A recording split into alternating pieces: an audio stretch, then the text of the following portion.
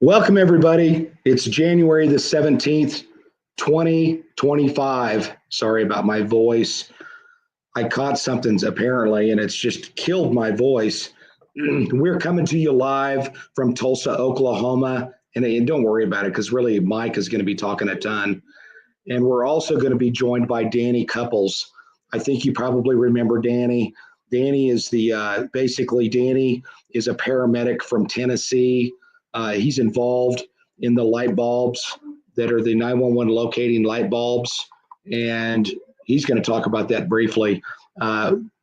We gave a couple of these away back probably a few months back, and these are huge. These are really handy. They're working on projects to get them into like motor homes and houses and brand new codes and stuff like that. So that's pretty exciting. And we've got Mike Elam back tonight. And I'm really excited about having Mike here. We're going to deep dive. This is like part 2. Yeah, me too. Thanks, Teresa. I hope I feel better as well. I'm not really sick. It's just that I can't talk. I was speaking last night at a city council meeting up in Bartlesville, Oklahoma. The chief, Kevin Eichelberry, he invited me to show up to talk about some success stories with respect to the Flock camera system. And I think I'm going to end up having a rep from Flock join us here in a future week, because I think a lot of people just are really scared about cameras, watching them, etc. But it's really not that big of a deal, and it's actually a game changer for law enforcement. A few announcements. I did a remote training with Clovis Police Department. I'm sporting a shirt from them. Thank you to Meredith Alexander, Corporal Meredith Alexander. She's on their negotiating team, and so I appreciate that. And we had an absolutely flawless 2 hours, 2.5 hours actually, of good training where I was talking to them about a lot of different things, crisis negotiating wise. Also, I want to mention my speaking engagement that's coming up in Fort Smith, Arkansas. I told you to get your tickets quick. They had that set at 250 tickets, and that's all that they had. And then I told them, I said, hey, I'm getting inundated with more requests. So they went ahead and rented 50 more chairs. So there's actually capacity for 300 people. And they may have sold out by now. I didn't get an official word that they may have sold out. But if you were interested in going to the United States Marshals Museum, we'd love to have you. Reach out to them on their website, the U.S. Marshals Museum in Fort Smith. Give it a look and see if you can still buy tickets if you're interested in going. It's going to be January the 31st. It's going to be 2 hours. Actually, there's going to be an hour meet and greet with me. Then it'll be 2 hours after that. And of course, I'll hang out as long as they'll let me. And I'll sign whatever. It'll be a fun time. Great time tonight. Mike Elam. Go ahead and bring Mike and Danny Cupples in. We'll just bring them in. I've already given bios on the both of them. I'll just mention this, Mike. Mike, I got a lot of people that reached out to me in reference to your book. And also, believe it or not, I'm going to get you in touch with somebody that is from back in the early 70s. Actually, he was a cop here in Tulsa. He was our police chief. And they know a lot of stuff. And a friend of his by the name of Alan Lansdowne. Alan Lansdowne worked a lot back in those days. And when they heard that you were coming on tonight, I sent them the link to our previous episode. When they heard you were coming on tonight, they were like, holy cow, we've got a lot of information about that. I don't know if it's going to be related to you, but it's about the Oklahoma connection. And they started talking on a level that I just don't know about. So I told them that I would send them your number, or I'll send you their number. And he would love to talk to you. He's a wealth of knowledge. So Mike is here with us. And then Danny is also here. I'm kind of talking a lot, and I said I wasn't going to do it. But I do want to mention Danny. And Danny wanted me to mention that, first of all, he's happy to be here. And the thing that I didn't mention about Danny is he's actually part of the family of the people that were vilified, really, the Hathcocks. And he's a paramedic in Tennessee, Middle Tennessee. And in addition to that, something that I felt he wanted to kind of let me know, and I wanted to pass it along to everybody. I wanted to let everybody know that he's actually part of a cold case team. not to get too specific, but how cool is that? So welcome, Danny, and he's going to be kind of a co-host here because he knows the right questions to ask, and I appreciate that, Danny. Mike, tell us about this ambush. I know it happened in 1967, and let's get into that and really deep dive into that. You thought that this would be a valuable episode, and Danny, jump in wherever you want to put a question in there, please. Yeah, there's a lot of people that wonder about the ambush and the fact that so many strange things happened in that August period. He is said to have told Buford is said to have told one of his many girlfriends that he wanted to have a long-term relationship with her. And when she asked, well, what about Pauline? You're married. He allegedly said that, well, she won't be a problem much longer. Of course, I don't know if this girlfriend thought that meant divorce or what, but just a short time later, of course, Pauline was killed in an ambush supposedly meant for Buford. At the same time, you had an event where a couple of ladies who were at the Old Hickory Grill, just north of the state line, overheard Buford and Pauline in an argument out in the parking lot, in which she threatened to expose his corruption, and he responded by saying something on the order of, if you do that, you won't live to see the light of day. And then, of course, you had others that were involved, had their own little piece of the story. One lady hearing a gunshot come from the Pusser residence, two boys that saw a gun exchange just hours before the ambush took place, the county coroner getting a call from Buford's dad. It was, when you tie all this in together, it really tells a really strange tale. Yeah, and you said, now, the two boys that you're talking about, one of them is another Hathcock, a relative of you, Danny, but you don't know him really well. Is that right? Well, actually, I got to talk to him for about 2 hours yesterday, and it was such a great talk, and we are so close related that even closer than I thought. My mother's a Hathcock. My grandmother's a Hathcock that was actually murdered in one of those bars back in the 60s. And the more we talk, the closer we become. So I did realize that I am related to him more than I ever knew. But it was a really, really good talk. It was great hearing some of the stories that he had as well.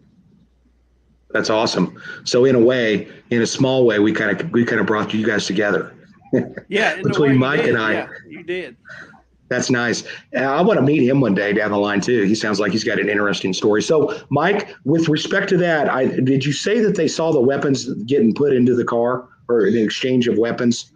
Well, they had been following Buford as a form of entertainment. It was Selmer. It was the mid 60s. We didn't have video games back in those days.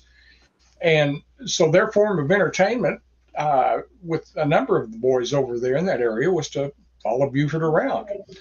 Well, Johnny Harrison and Dennis Hathcock were doing that very night. They knew where Buford often met girlfriends in Eastview. So they managed to get to this particular location. It was a state highway department maintenance lot. And they hid their motorcycle. They crawled up on a pile of chert and waited for Buford to get there. And sure enough, he pulled in. His girlfriend pulled in just a few minutes later. And they had words with Buford telling her that she absolutely had to leave. Well, she pulls out. Buford follows her for just a moment, turns right around, comes back, parks in the same spot. And Dennis and Johnny sat there and watched as another car came into the lot. It was a Chevy Biscayne, had Oklahoma tags. And like a couple of young detectives, they wrote the tag number down. They saw two people in the Biscayne. Only the driver got out. He popped his trunk, as did Buford, and then they took guns from the Biscayne and put him into Buford's car in the trunk. And then they left. And so that's how that part got started. Anything about the guns? Ambush, Mike? That was after the ambush? No, this was prior to the ambush. This happened somewhere right around midnight in that particular time frame. And it was 4 hours later, approximately, that Pauline was killed. The thing that happened after that is that, of course, they followed him when he left that lot. They followed him. I'll just refer to her. Well, her name was Barbara Cox. She was allegedly in an affair with P.D. Plunk.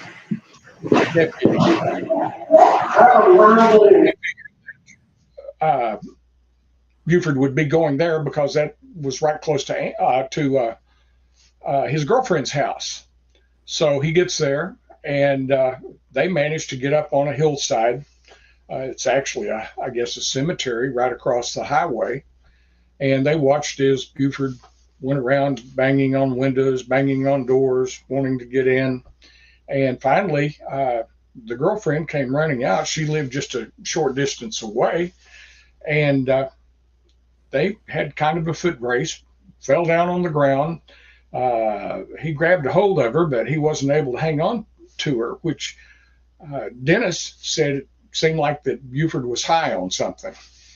And she had an entrance. She lived with her parents, and she had a entrance, outside entrance to her room. And she got in there, locked the door, and then Buford went down to a service station downtown. They followed him down there. He got on the phone while Shorty McDaniels was pumping gas. And when he came out, he got in his car, headed toward Adamsville. They thought the night was over, so that's when they quit following him. Okay. And then some from there. Well, where does the story goes next? Because there's a lot of little neat, well, not neat, but they're interesting points. Oh, yeah. At some point during this time, of course, Buford went home. At that time, Pauline was allegedly with P.D. Plunk's wife. And she knew that Pauline was going to leave. And they went out that night just to have one little last hurrah together because they were best friends. And Levon took Pauline to the residence. Now, what a lot of people don't know is that Pauline and Buford had been separated. And Pauline had been spending a lot of time at a motel in Savannah, living there. And in the meantime, just days before, she had called her oldest daughter, Diane, who was living in Memphis, told her that she needed to come home as she and Buford were having problems. And so Diane returned home. And so she was there at the Pusser residence along with Dewana and Mike. And that night, when Pauline arrived at home, she asked Levon to come in. She was just there to get the kids, get some of her personal belongings, I've been told, and said that she refused to go in because she was afraid that Buford might come home. He had told Pauline not to be with Levon, that he didn't like that relationship that they had being so close. And so Levon parked down the street a little ways. Said she hadn't much more than got parked until Buford passed by, pulled in the driveway, went in the house, and she couldn't specify when I interviewed her exactly how long it was, but it said it wasn't long, and she heard a single gunshot. And she didn't know what to do. She knew that, there was no way she could handle Buford if she went there. She couldn't call her husband, Petey, who was a deputy of Buford's. She figured that he would lie and try to keep Buford out of any trouble that he might get into. She knew she couldn't call the sheriff's office because Carl Pusser, Buford's father, was the dispatcher jailer. And so the last thing she could do would be to call him, because that would do absolutely no good. So she went back to her home. She was trying to decide what she could do, who she could call, and said about that time, this is a couple of hours later probably, and said that Petey called her and said, well, Pauline just got killed in an ambushment for Buford. Now, the really puzzling thing about that, I guess, is that in that interim, Carl Pusser had called the county coroner and told him he needed to get over to Buford and Pauline's residence because they were in a fight and about to kill each other. The coroner was Ward Moore. Of course, I interviewed both Levon and Ward about this, and it was one of those situations where Ward said when he got there that Buford and Pauline were no longer there. He looked around the house and said he did see some blood droplets on the carpet in the living room. Said there wasn't much blood at all, just what he described it as droplets. And kind of like if you have a bloodied nose or bloodied lip. At any rate, there wasn't much he could do then, so he left. I don't know whether he called Carl back or not, told him anything. But then, he got a call the next morning very early, and he went out to the ambush sites where a lot of this had happened. Hey, Mike, right before you go too much further, it was said that at that time that Diane looked out the window while this was going on and saw, this is from her mouth. Right. She saw that Buford was dragging Pauline to the car and placed her in the passenger seat. It was coming back to the house, and Diane got scared and thought Buford was coming for her. She ducked down and looked back up, and he stopped and reached down and picked the shoes up out of the yard, which came off of her feet because he was dragging her, and walked over and sat the shoes at her feet in the car. Correct. Is that right? Yeah. An associate of mine, he was chief police there in Continental Ohio. He was down at the Pusser restaurant when Diane worked there. And he ran into her one night just by accident. And they got into a conversation about this. And she asked him, says, well, who do you think killed my mom? And Arnie told her, said, well, I believe it was Buford. And she seemed real relieved that somebody else thought that. And she told him the story about Buford. Well, first of all, she said she heard a pop.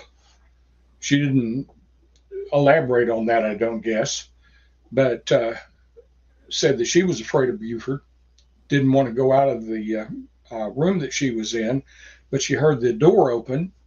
And so she eventually looked out the window and saw Buford half dragging, half carrying Pauline to the car, put her in the front passenger seat, came back and said that she thought that he was coming back to kill her.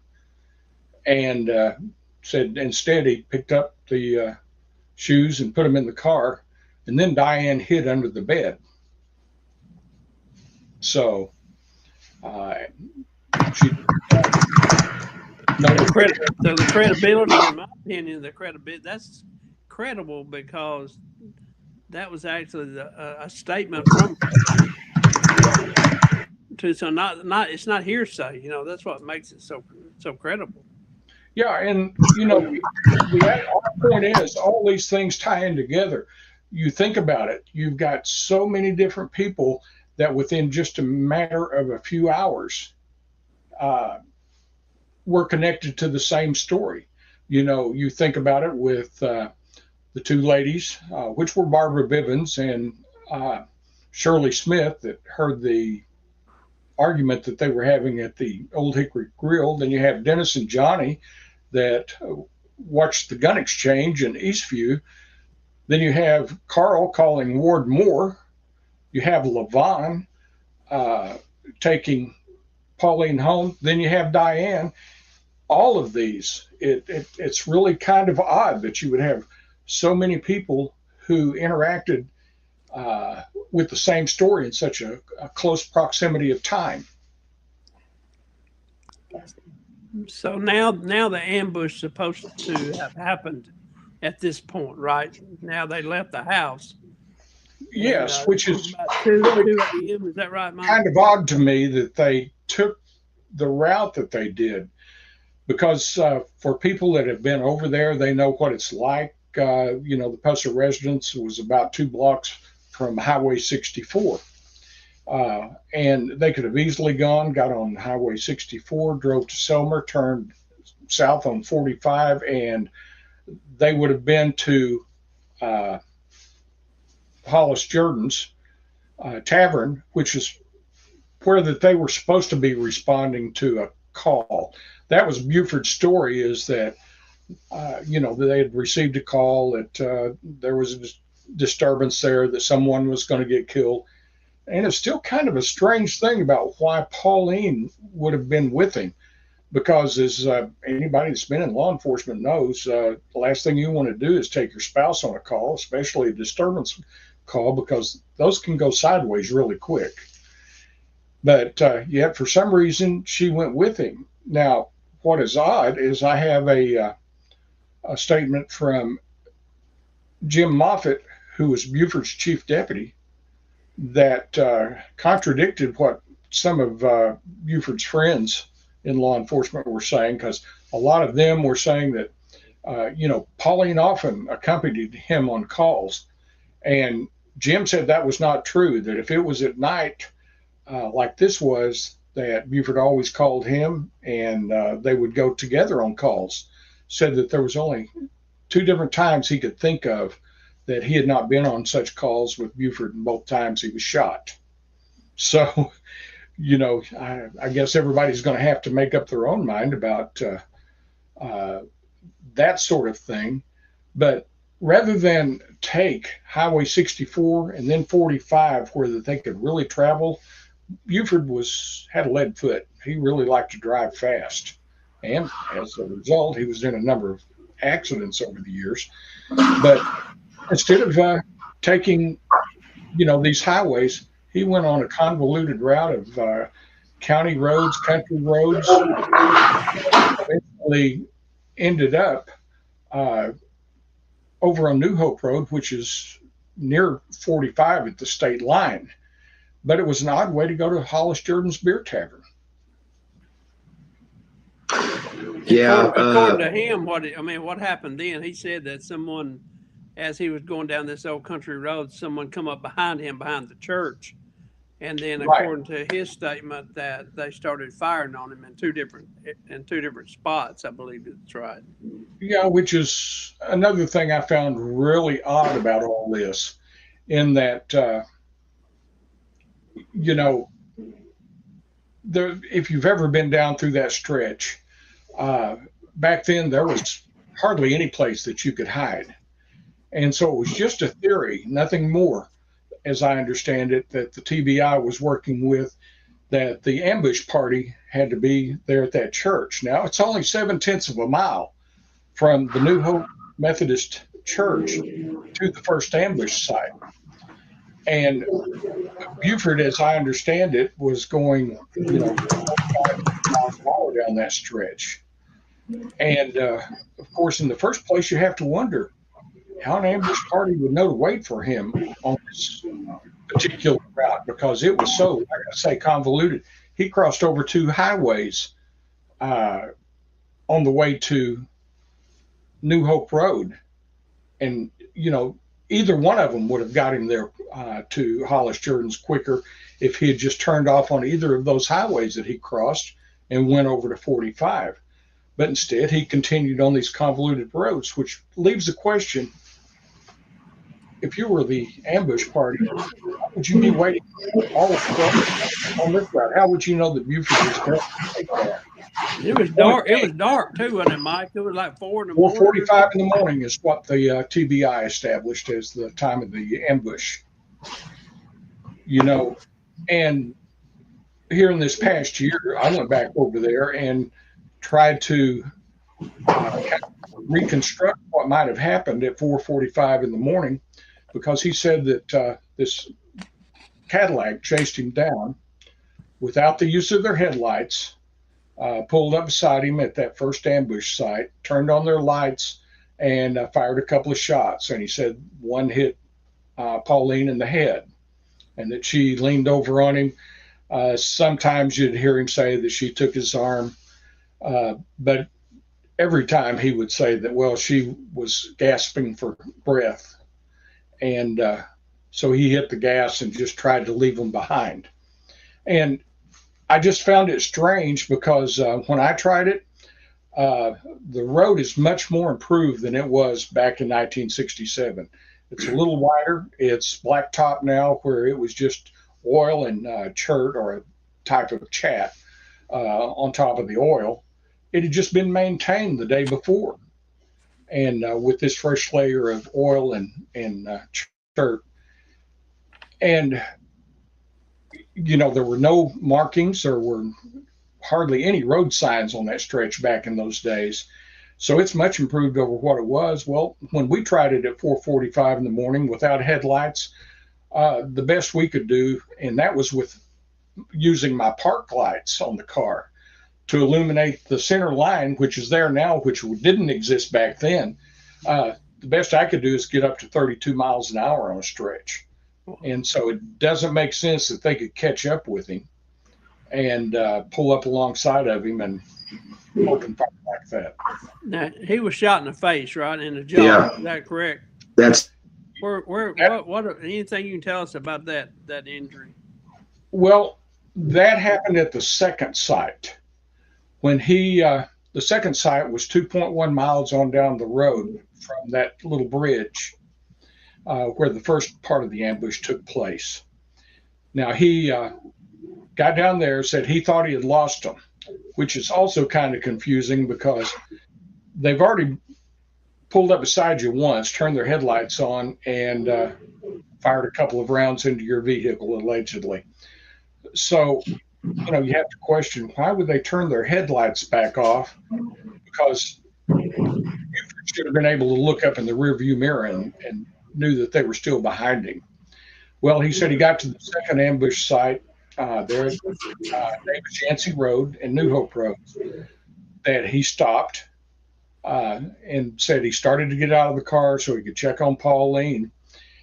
And he made the statement, he said, I saw they were on me again. He had 1 foot out of the car, 1 foot still in the car.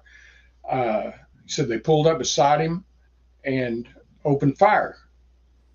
And he got hit in the chin. It wasn't the jaw like the movie showed, where in the movie, you know, it blew his jaw away, all this, and that's what you'd see W.R. Morris and others write about. But actually, he just had a wound to his chin. Now, I do have a photograph of that on my Facebook page, Bufford Pusser, the other story, for anyone who wants a little bit of a grisly sight, where you can see that wound. But you can clearly see that his jaw is actually intact. Well, so that's in the book. Put that book back up there, Amanda. This is a good spot to just mention that. You know what? Buy his book. Look for it. It's on Amazon. We've got a link that we'll throw up there. It's on Amazon, and he also sells them on eBay. And you know what you can do? You could buy one of these light bulbs. You could sit there with one of these light bulbs and read his book. Right, Danny? Good. Have a light bulb that's a and great, a book great and a nice idea. fire, and there you go. A package deal. There you go. So all right. So this injury, and there's a lot of forensic evidence that's on this car, and I've seen the pictures. There's like blood all over the hood of the car and stuff like that, which I was trying to figure out my crime scene mind. How in the heck did that blood get out? There's the door. And then you have the I don't know that I got a shot of the hood, but I've seen the hood on your podcast, and which, by the way, you need to check his podcast out. Go to Mike Elam's YouTube page, and he's got a mother load of pictures and stuff on there. But you got some blood spatter that's on the hood of the car, and I can't figure out how that would even be there. Really, did they swab any of this stuff or preserve any of this blood for testing of today kind of testing? Because you should be able to reconstruct a lot of that if they did any kind of documenting with photographs, and I really can't. Which I'm doubting that they did. I really can't say one way or the other whether they did or they didn't.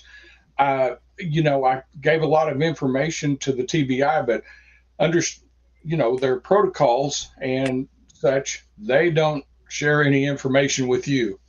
So I guess what I would like to point out is that Bufford said that he got hit. He fell to the floorboard, which he felt like saved his life, and said then Pauline got shot a second time, which is a kind of an important thing to keep in mind, because Bufford said that he was unconscious or semi-conscious for a while. He laid there in the floorboard. When he finally kind of came to himself, he reached out, grabbed the steering wheel, pulled himself back up into the driver's seat. And he said the ambush party was still sitting there.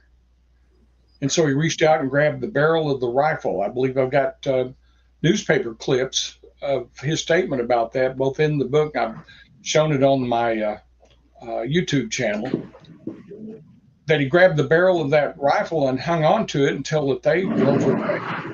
That they didn't fire any shots while they got a hold of it. Which makes you wonder why an ambush party,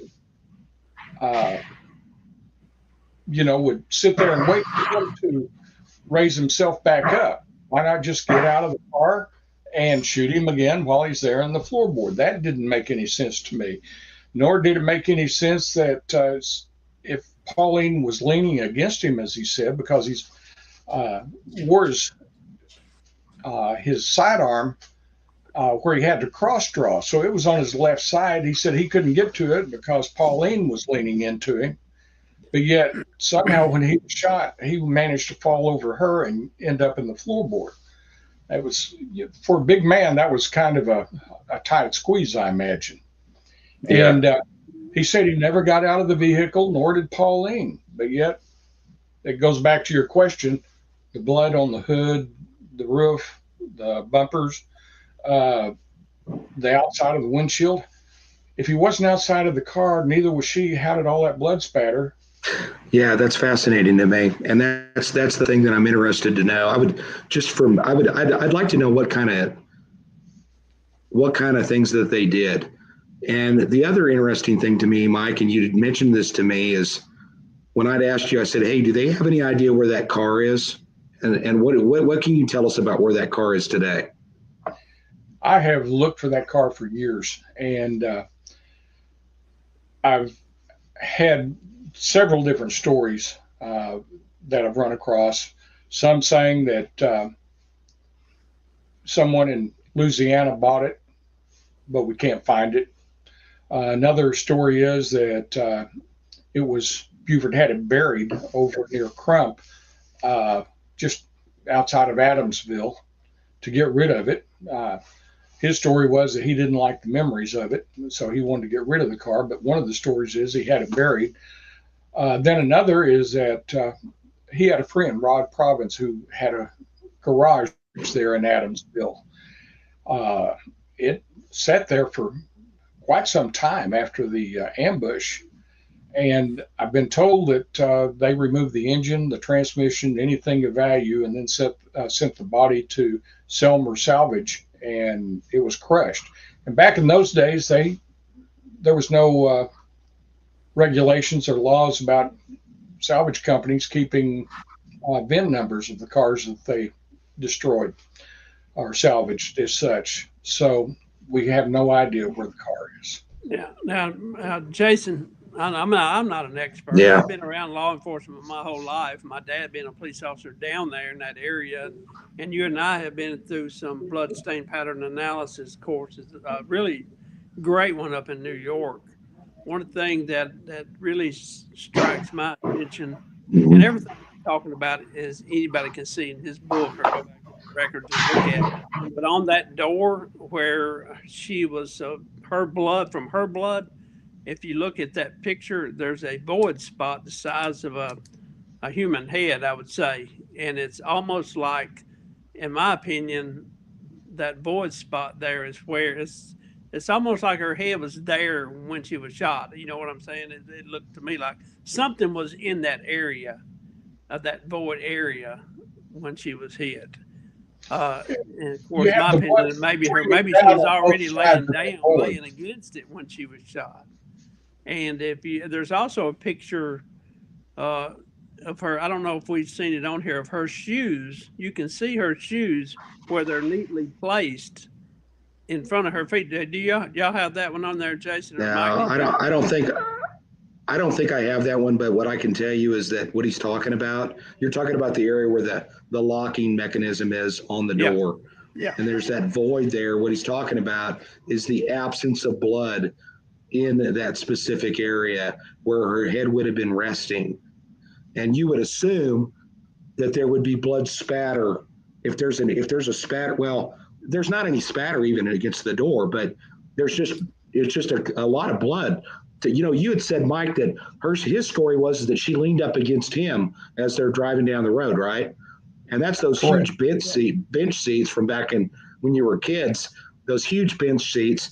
And it looks to me, I agree with you. I think that she's probably, at least at some point, she's laid up against that door and she's, kind of bleeding there. I'm not saying that she couldn't have been up against him, but at some point, but there's certainly that point where she's over there up against that door for a while and maybe even moving around. What do you think? What do you think, Danny? yeah. I think There's the picture. Yeah. there's a shoe. See how the shoes are just neatly set side by side. And Yeah. that goes to the story of Diane, what she said, that he walked over and placed those shoes in that floorboard just like that. I mean, she didn't say just like that, but in my mind, that's what I'm thinking is you set them down at her feet, and that kind of matches her story of what she said.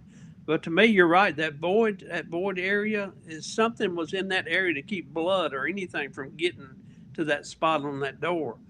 Yeah. That's my opinion. And like you said, could she have been over there on it? Maybe, but whenever that blood happened, and you're right, it's not a spatter. You know how when we study spatter, how when spatter hits an object, it moves. This is almost like it happened when she was there on that door, when she was laying against that door. In my opinion, that's what it looks like to me, and that's something that I'm sure TBI is a great investigative agency, and I'm sure they're doing, their test on that too. But that's what I would do. I would want to recreate that as well. Mike, didn't you say you had like a Hollywood film crew that come in and help you recreate that scene? No, uh, that was what I had was it wasn't a crew. Back the first time I went over there was in 2005, and I met another researcher from Kentucky over there, and Randy and I the drive down through there. We looked at everything.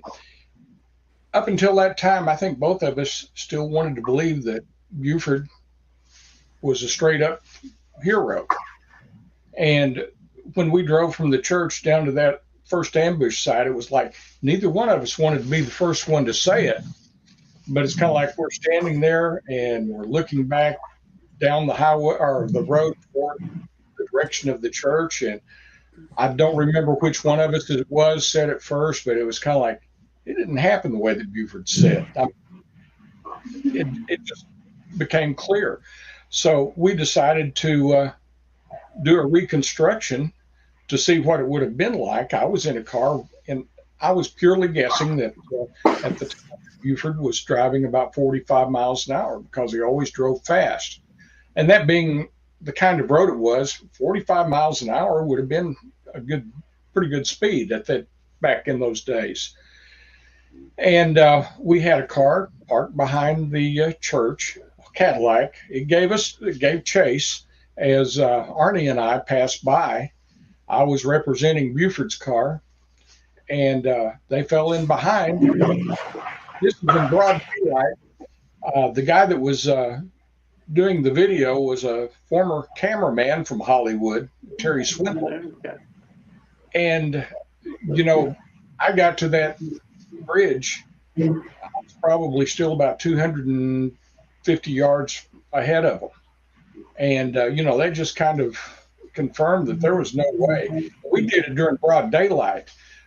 There was at one point where that Cadillac, I hate to say this on the air, but it got up to 92 miles an hour trying to catch me and still couldn't do it. But, you think about it, car passes by going 45 and then you're at a dead stop and you give chase. It's going to take you a little distance to catch up. Yeah. And that mile just wasn't enough on that kind of a windy road down through there.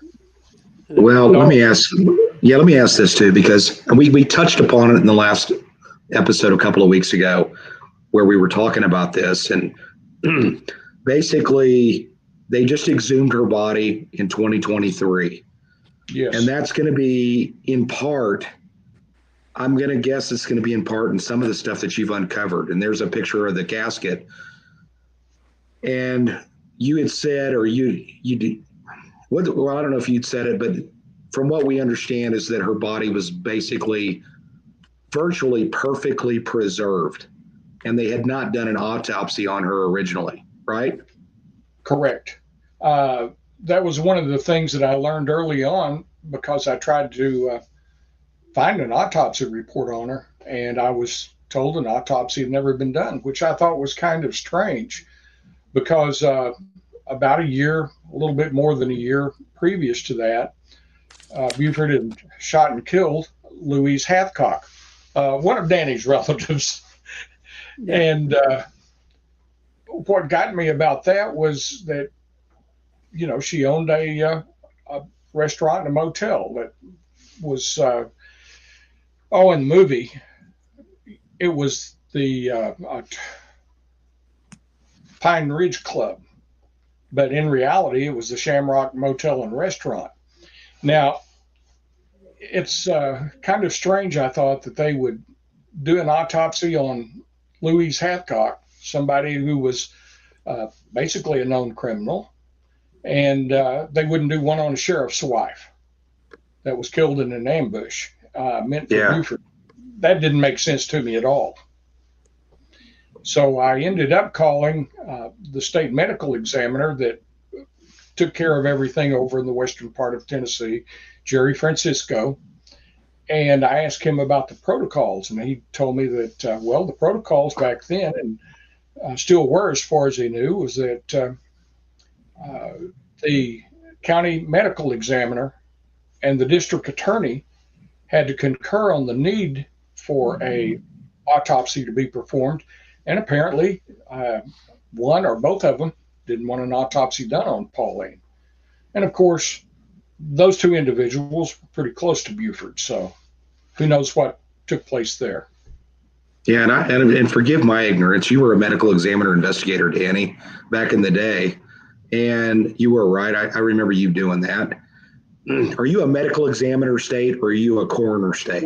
We are a medical examiner state, and the rules still apply the same way. It could be from the district attorney's office or the county medical examiner in which the death occurred. Either or could order an autopsy. Either one of them could do that, and that's pretty much still the same today. I remember teaching a class when I worked with the state. I was a state investigator, a death investigator for Tennessee, and I had to teach a class for the McNairy County Sheriff's Department. And jokingly, when I walked in, I said, my family may not have been on the right side of the law back in the day, and I said, well, I do have the autopsy report with me, and I did. I had it from, and anybody can get it. From Louise Hathcock, who Buford had shot bar, and the sheriff kind of chuckled. He said, "Well, I've got the crime scene photos down at the office. We can get together afterwards, and we'll go compare." So that was pretty cool going through that. But you're Were they right. color? Examiner State, Tennessee is. The thing that Francisco told me, and I don't know if it's still the case, he said that even if the medical examiner wanted to have an autopsy done, the prosecutor could still overrule that. I don't know if that's the case now or not. That's not true now. Okay. But apparently,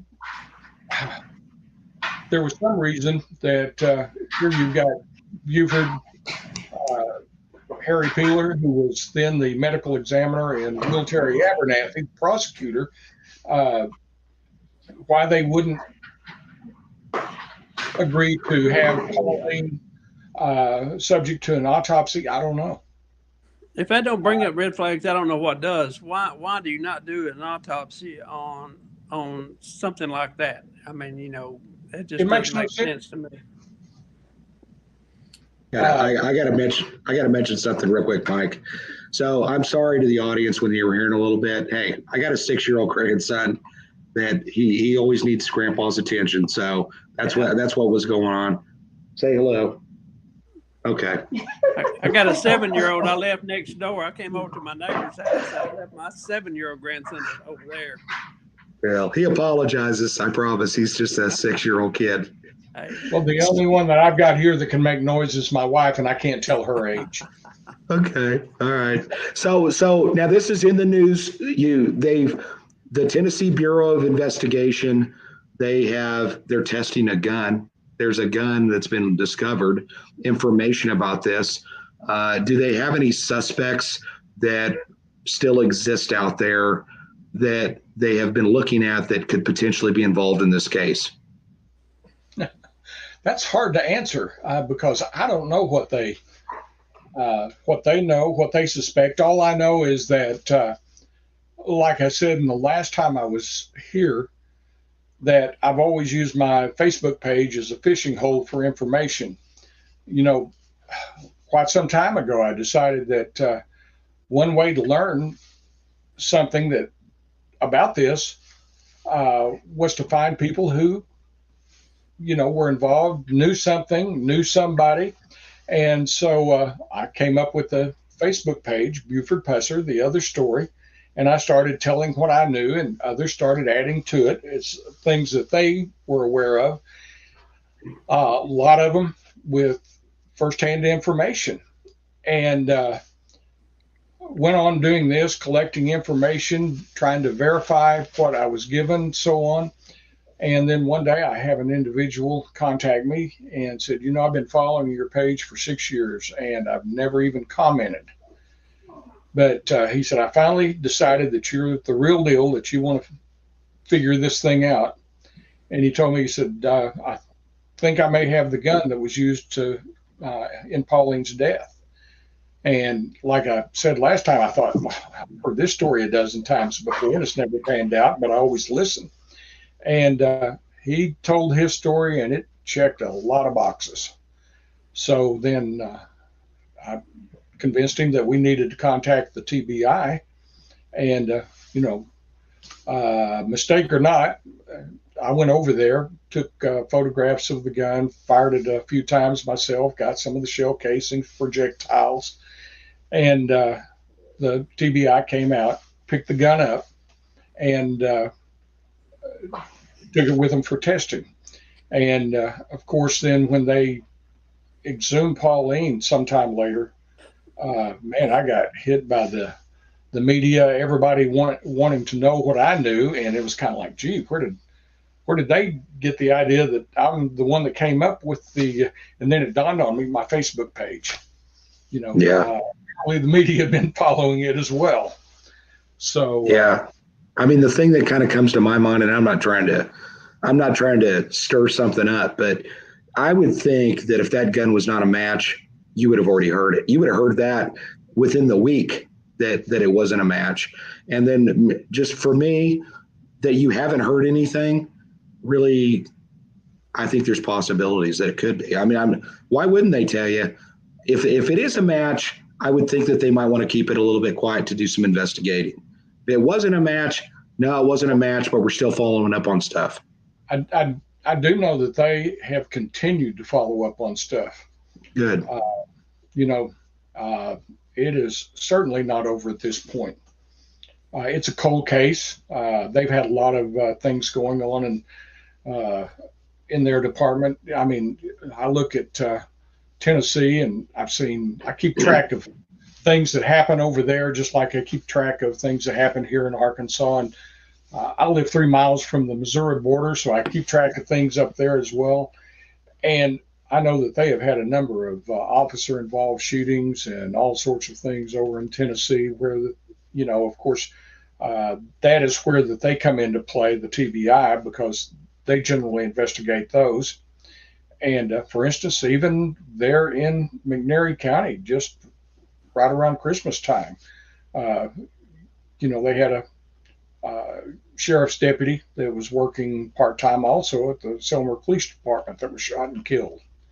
And so it's terrible. Yeah, they've had the hurricane that went up the east side of the state, so they were involved in a lot of that. They've just been covered up.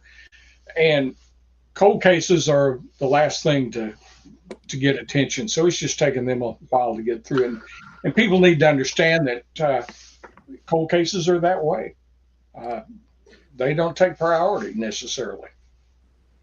Yeah, well, they're not fresh in the news, and people if they're not getting called, if people aren't calling their family members and so forth, that case isn't going to move. I'm telling you, unless something is developed on it. Is there any kind of a reward that's being offered in reference to information in reference to this case?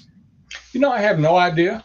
I can't say that I've heard of any reward that is current now. Back in the day, at the time of her death, there was a $5,000 reward that Buford Ellington, the governor of the state of Tennessee, put up for information leading to anything about who had murdered Pauline. But other than that, I don't know of anything. Growing up, and I want to say I wanted to get this in there. I don't know if I got time. No, yeah, you do. Get it in there. One thing that drawed me to Mike is, there's several Buford Pusser story sites out there, and people, when I grew up, I heard things from my family, I heard things from friends, and I've heard bad stories, good stories, and who do you really believe? I mean, you've seen the movie. It's a great movie. I mean, I loved it. It was a hero in our area. They actually made the movie in the town I lived in. Every time I watch it, I always say, I know where that's at. I've been there. I played in that graveyard when they buried Pauline. But when I saw Mike's post, I started reading, and it was based off of facts and not hearsay. And that's really what drew me to him. People can say what they want to, but when you can't argue those, you can't argue facts. And when you start looking at the things that Mike has brought up, yeah, I think Mike's series that says things like what I've heard all my life, but it's just how can you prove it? Yeah. We're at 54 minutes. I'm so sorry, people, because this goes, it feels like we didn't even talk much. I really, there's so much information that we've gotten tonight. Mike, I'm gonna send you the number of this officer that he's retired. But when I started telling him a lot of the stuff that you had told me, he's like, that's exactly what I used to hear. And I heard that same stuff. And he's going on about this Oklahoma connection. And Right. He says there's a really strong Oklahoma connection with the Dixie Mafia and stuff like that. So, I don't know. But nevertheless, he's another source of information. And ladies and gentlemen, I want to thank everybody for being here tonight. Please tune in for future episodes. Next week, we're going to have JC from Fit First Responders, Coach JC, Fit First Responders. That's right. get your light bulbs. And way to throw that in there. Listen, ladies and gentlemen, I really appreciate it. Like I said, I was really rushed to get here. I'm a little under the weather. I'm sorry. Mike, thanks a million. And Danny, thanks a million. You guys are the bomb. And, keep looking into this case. I think if you go to Mike's YouTube page, and I'm getting off here, I promise, Amanda, go to his YouTube page. He puts up episodes constantly, and he's got a motherload of episodes. And if you go to my YouTube page, Detective Jason White, I'm following his. So anyway, thanks again, everybody. Have a great night. I'm going to go drink some lemon something and hot something. But thank you all. Good night. Buy his book. Take us out, Amanda.